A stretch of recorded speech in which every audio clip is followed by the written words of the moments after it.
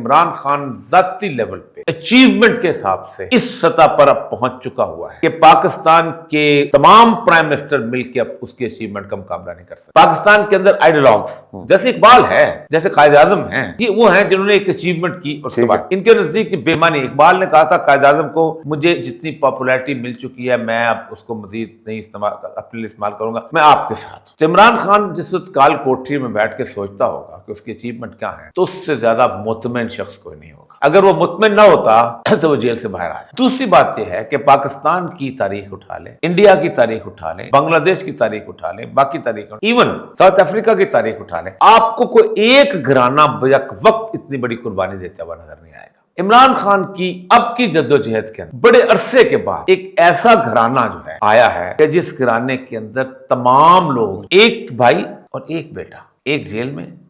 ایک 10 سال کی قید، دوسری بہن 70 سال کی، میں 70 سال کا ہوں، میری مجھ سے زیادہ بڑے لوگ وہاں بیٹھے ہوئے ہیں، سب ایک عجیب و غریب صورتحال۔ اب اس سارے عرصے کے اندر یہ سارے کے سارے لوگ ہار جائیں، پاکستان کے اندر زبردست قسم کا انقلاب آ جائے جس کے اندر ہر بندے کو اندر گرفتار کر کے بند کر لیا جائے، لیکن تاریخ اس گھرانے کی کنٹریبیوشن کو نہیں کھوج سکے۔ ہر اس بندے کو جس نے کسی بھی وقت جبر کے سامنے ریزسٹنس دکھائی ہے، اس کی کھرکھری تک کربلا کے میدان کے اندر باقاعدہ بنو عباس کے زمانے میں ہل چلا دیا گیا تھا، قبریں مٹا دی گئی، لوگوں نے زندہ کر لی۔